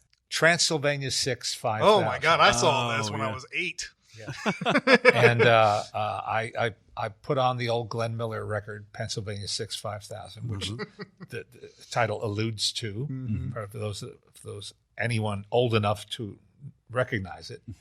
And so I had them play that, and while I just sort of swayed back and forth. And then when it came to the right moment, instead of I said over the recording, Transylvania 6 5000 stinks. that was the entire. And I have people still come up a lot to of me. people, a lot of people come over and go, "Do you remember when you did People the still come up to Transylvania-" me about that review. I I was kind of proud. So good. That's So good. that's fantastic. That was one of those early movies. Even as a child, you like everything when you're 8 years old. Sure, and you're And allowed. and I was making excuses to like that movie and everything, but there was something inside me that was like, was that really what I was hoping for? Like, it was such a cool title. It felt like, and then it seemed fun, I guess. And then like a year later, you're like, no, that wasn't very good at all. Yeah. What do you say your favorite movies are? Because it's always like the world's hardest question. I think we've all gone on record at least once on the podcast, right? Yeah, I think so. Yeah, Mine is mine- The Matrix. Yeah, yours Okay. is The Matrix. I always say Back to the Future. Yeah. If you're, I guess you would say that's my favorite of all time. Then I'm in that trifecta of Citizen Kane, Casablanca, and Godfather. I always say Godfather is my favorite. Sure. I got to go with 2001: A Space Odyssey. Yeah. That's such a good one. I'm as we say in the South, I'm eaten up by Stanley Kubrick. I was watching Spartacus last night. I was watching it too. Really? That movie's a lot longer than I realized. It is way long. I haven't seen It's any all of hero that. shots of Kirk Douglas looking out. Man, that is it's such a Kubrick film though, man. Like I know. I had never really seen his style when I'd seen it before. It's amazing. You can see Kubrick's style transposed onto. It's totally Kirk Douglas's movie, though, Yeah. right? Oh yeah. But you can see those crane shots, lifting up when they're training and stuff like that, and those big wide shots behind. Yep. And and he Spartacus. was a replacement director. Yeah. on that. Yeah. He was for hire, basically, right? Yeah, because Kirk Douglas wasn't getting along with Anthony Mann, who Right. they had hired. And so Kubrick came on at the 11th hour. And I don't know if there's any non-Kubrick footage in the finished film. I should know that, but I don't. But it's a film that he had to sort of find a way to ingratiate himself with the cast and crew, which was not 100% successful, apparently. But the end result is really good. Oh yeah, it's gorgeous, and you can see some of that in there. I think it's his last movie that he didn't write and really get involved with. From then on, I guess it was Lolita. Lolita, and on, after that, right. onward. Yeah. But yeah, 2001. As much as I love something like The Shining and Even Eyes Wide Shut and Clockwork Orange, 2001 is really the pinnacle for my love of him. Yeah, definitely. That's such a good one. I want to take it. See, that's all the movies. That's why I don't think anyone can truly pick. And we'll all have the categories of like, well, I guess this is my favorite, but this one makes me laugh the most, but this one makes me cry, but this one is my favorite since I was a kid. Paths of Glory just devastates me. Yeah. That's an extraordinary movie. It's amazing. I haven't done this, but I have this idea to watch Paths of Glory and Full Metal Jacket almost back to back, because it's so odd to me how different those films are, not just separated by time, just the perspective of it. Because Full Metal Jacket is, as we've talked about it before, is almost agnostic, right? About war, and it's just fascinating to get into all that. Is there a movie past 2000? Can you name a few movies past the year of 2000 that you would like to recommend? I know that you just recently came out with a list of top 100 movies in the 20th century. It was a good list. I Yeah, saw it's it a on very Twitter. good list. I think it ends at 1994 with Pulp Fiction. Maybe one after that. Fargo I'm not was sure. Fargo, Fargo is. Is there anything past the year of 2000 that you think could make that list? Yes. I just have to think about it. I told you I have no short-term memory Right. anymore. Same here. Well, The Motorcycle Diaries. Oh, Oh, wow. okay. Yeah. It's a film I really, truly love. This is the one about Che Guevara, right? Yeah, exactly. By Walter Salas, Yeah. who came to my class and was fascinating. He Fascinating, really is. yes. He made that journey 3 times. Oh, really? Wow. Once to scout locations, once to It was a whole Yeah. Megillah of a thing. and then the 3rd time to shoot it. And But your 2 favorite directors are Jeff Nichols and Alexander Payne in terms Mud. of now. Oh, Wow. yeah. Wow. Mud is a great movie. Yeah, it is. And what's funny is when it came out in the spring of that year, Matthew McConaughey was hadn't had his reconnaissance yet. So there I am trying to recommend this movie to people, and they don't say who made it. They say who's in it. Yeah. I said, well, Matthew McConaughey. And they'd say, oh. No, you remember the other reason it actually got lost, though? It actually turned people away. But it got lost because it was around the same time as No, Dallas Buyers Club. No. Then what happened in the fall, first he did that great cameo in Wolf of Wall Street. Right. Yep. Yeah. Then he did Dallas Buyers Club. Yeah. And I'm maybe forgetting something else. No, it was those two because everybody was True focused on Detective was Dallas around Buyers that Club. time. Yeah, was yeah. a huge, Right. Yeah. And so Mud didn't get swept up in that. It got sort of left behind. And I'll tell you this. During that award season, I was at some luncheon or other, and he was there. I'd never met him. Independent Spirit Awards. You said. And I put myself in his path and said hello and shook his hand. I said, I just want you to know Mud is my favorite movie of the year. He looked me in the eye. He said, Mud is the best movie I've ever made. Wow. Yeah. So that's the work of Jeff Nichols, the only man you will hear in 21st century America say that his role model was Mark Twain for that film. Wow. Pretty amazing. Yeah. Alexander Payne is one of my heroes. Yeah. I love Descendants. Oh yeah. I love Nebraska. I love almost everything he's done. Yeah. Yeah. He's a big. I even Huge on the podcast. liked Downsizing. You did? Yeah. Well, I don't think I any still of us have haven't seen it, seen it, yeah. actually. It's another one. We saw it in Telluride, Mm-hmm. and we had no idea. Alexander is one of the people my dad has become friendly with.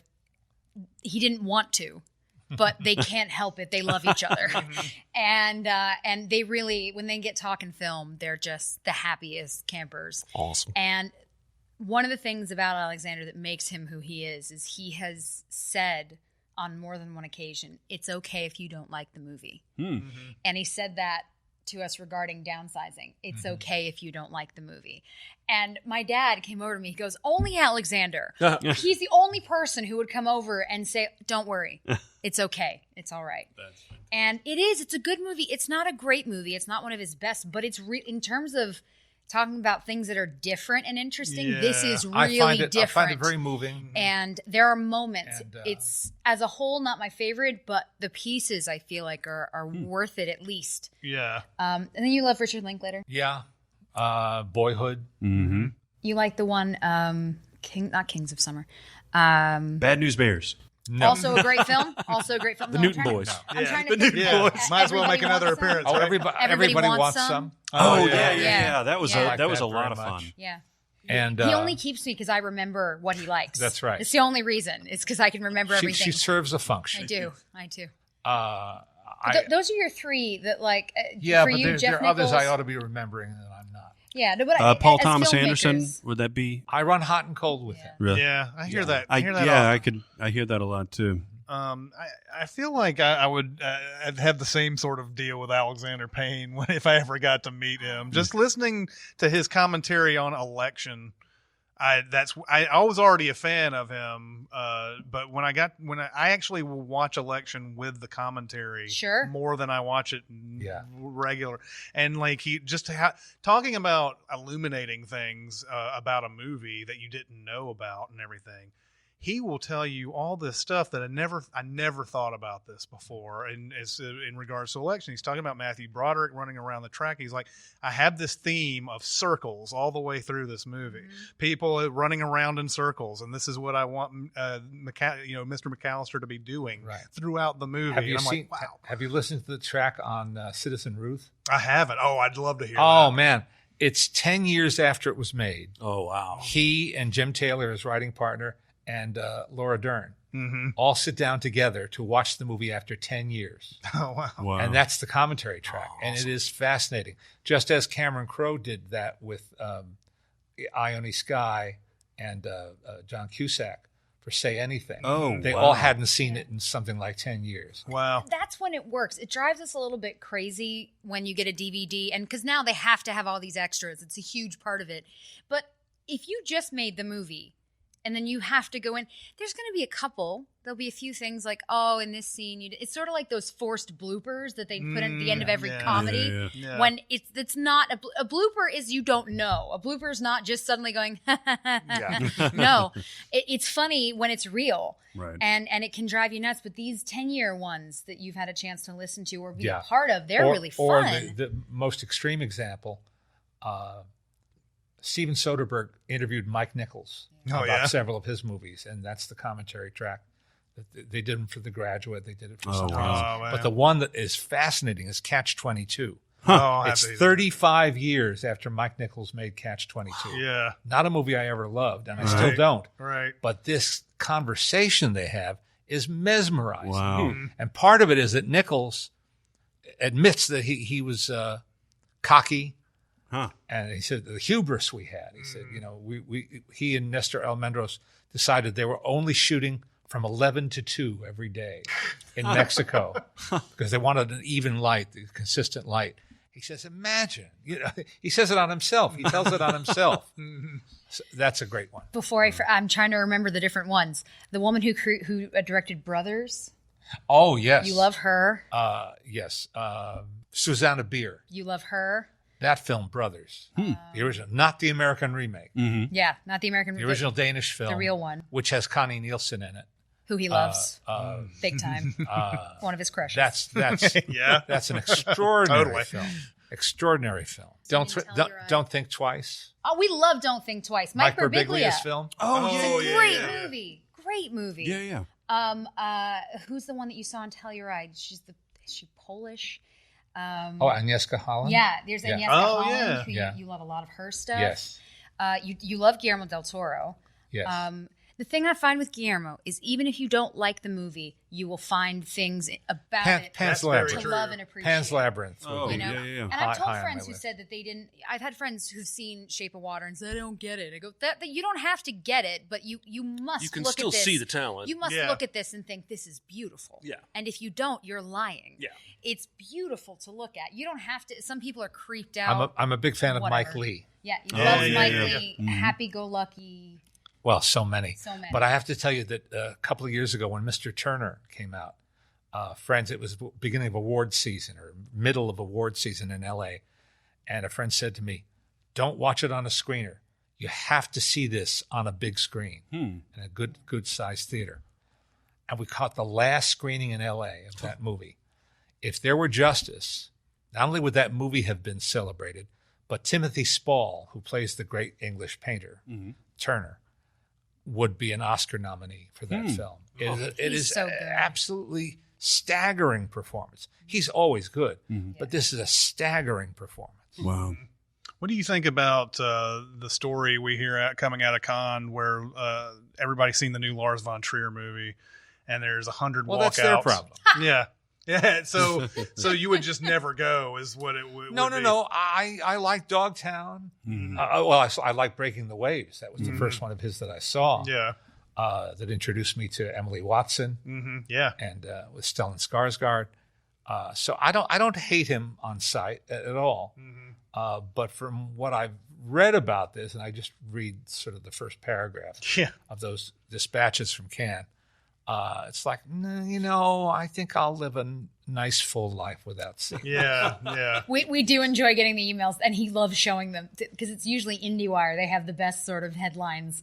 You don't have to read the story; you just read the headline, and you go, "Okay, all right." Have you ever been? Have you ever been at a festival and just gotten up and walked out? No, I don't walk out. Yeah, I have the same sort of philosophy about this. I feel like if you've gone in to watch a movie, then you're going to watch it to the end. And, Yeah. Tell them about Black except for Swan. one. All right. Tell them about Black Swan. Well, what's to tell? Jesse and I were at Telluride, and we saw like the first or second screening of Black Swan. And midway through, I never look at my watch. I don't do those things. Midway through, we turned to each other, which we don't do either. And we both just went, our jaws And were hanging slack. The only way you could describe it. Oh, yes, it was We the looked the like producer's the moment. audience The audience during and Mel Brooks, the Springtime for producer. Oh yeah. It's the only way you can describe the way we both looked at each other was just this like, are you kidding? Are you kidding me? Is this real life? Went to a party that night, and Darren Aronofsky shows up and marches straight over to me and says, "What'd you think of the film?" Oh no! If I can give any kind of PSA in life, someone, if they like whatever it is, they will tell you.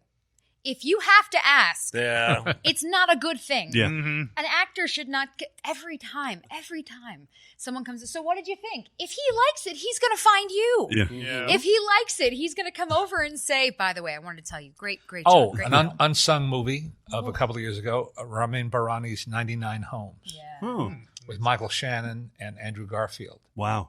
I saw this. Yeah. How in the hell? I saw this. It's fantastic. Andrew Garfield's Good. great. Disappeared off the map. It had a distributor who wasn't really solvent, apparently, and they didn't know what to do with it. The L.A. Critics, I'm proud to say, the L.A. Critics gave Best Supporting Actor to Michael Shannon, Oh, excellent. and he was really touched. I watch anything he's in. Yeah, he's great. I watch anything he's in. I love Let's Go to Prison. I love that movie. I kind of have a weird guilty pleasure with that I'm movie not. as well. See, we don't do guilty pleasures because we're not guilty. So I have no Oh, I problem. am. I love Let's Go to Prison. I have no problem. See, with that. I love Naked and Afraid, but I do feel guilty about it. So That's I call okay. it a guilty That's pleasure. fair. That's fair. I think that's fair. No, I love terrible movies. Yeah, It's like one of my so favorite sometimes there's something somehow scratches Yeah, that no, itch. every year there's a handful Yeah, for Yeah. me, and it's only a handful yeah. that really stick with me. You do, and you love a lot of foreign films. There are a lot that we can't remember the names of, but there are a lot of great, again, film festival. That's why I tell people, look, almost every single neighborhood has a film festival now. Yeah. In your town, wherever you are, just look and see what's there, because you can see all kinds of stuff. And we've seen so many great foreign films. When I was at Telluride, I went in not knowing very little about A Separation. Mm-hmm. I was like, well, it's a film that such a just good movie. hits you in the gut. Yeah. And I haven't seen everything Asghar Farhadi has done since then, but I've seen as much as I can. I've got a million questions, but we can't keep going. Yeah, I No, think and we I should. have- That's what probably- dinner is for, guys. Just brought it. I want to thank the Maltons for coming in Yes. here. Thank you, guys. This is a treat for us. We don't get a chance to do these kind of interviews very often, but we're glad that you're gracious with your time and everything. We're happy to be here. We're flattered. Yeah. Happy to be here. Thank you very much. All right. Well, if you want to go to Sincast presented by CinemaSins on Facebook or SoundCloud or Twitter or anything you want to comment about this episode, please do. That'd be great. Bring it. Tons of comments on the Let's last episode. tell everybody again where we can find your guys' podcast and Twitters. So our podcast is called Malton on Movies, and it's through Nerdist. It's on iTunes and Spotify, like 17,000 different places. Yes. I have found. So Malton on Movies. My dad is at Leonard Malton on Twitter and on Instagram, and I'm at Jesse Malton, same places, and leonardmalton.com. Yeah, definitely for worth a listen. I listen to it all the time. We've got a lot It's of great guests really, on really there. good, yeah. Get really Thanks, down deep. guys. Some people I would never think too, like Patton Oswalt and Bill Hader, know so much about movies. So Yeah. You know? much. Yeah. And it's like I always liked those guys, but I didn't know they were that deep into Yeah. it. Oh, you yeah, know? they are. Yeah. So go and listen to He that. brings stuff. it out of people. Yeah. That's the Yeah. thing. They meet him and they're so excited to just Like, I gotta bring up movie my nerd. game. Yeah, they love it. That'll do it for this week. It's Chris Atkinson, Jeremy Scott, Barrett Scher, Jesse Malton, and Leonard Malton. We'll see you next time. Thanks for listening. Comment on our episodes on our SoundCloud page. Check us out on YouTube, Twitter, Facebook, and Reddit. And be sure to visit cinemasins.com.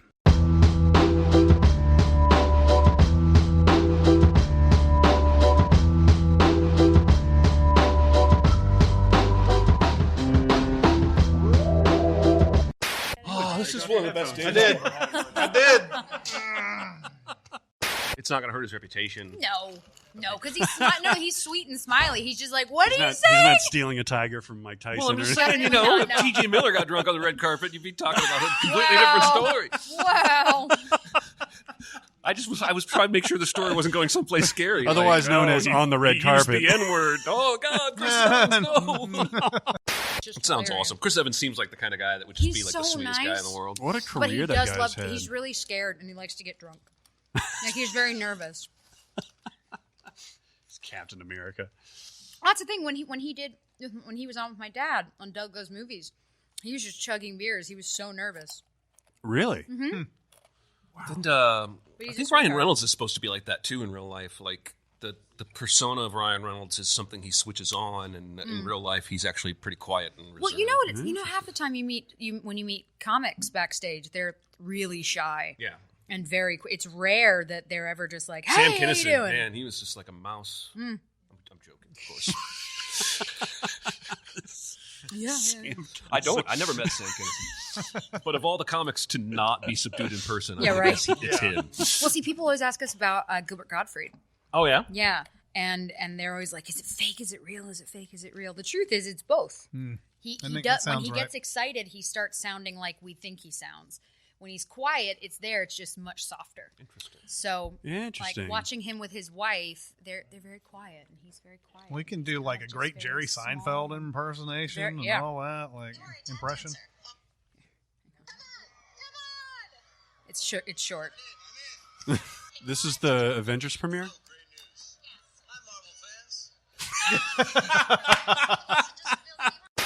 Somebody between the drinking and But- the interview but isn't that- like gets in his But way. it's so sweet. Like, that's why I say it's not the kind of thing you get in trouble for. Like, you don't watch that and you're like, oh, Chris Evans is terrible. You're like, No. I want to hang out with Chris Hi, Marvel Evans. fan. That's it's so good. Wait. She said. All my life growing up, everyone has always said, you look just like your dad. Or if you had a beard, you'd look just like your father. Wow. And imagine being 10 years old and having someone say that to you and you're like, thank you? Yeah. But it still happens then. They go, if you had a beard, you'd look just like your dad. Thank So strange. Say that. Such a strange How thing did you to turn say. out normal? Let's not kid ourselves here.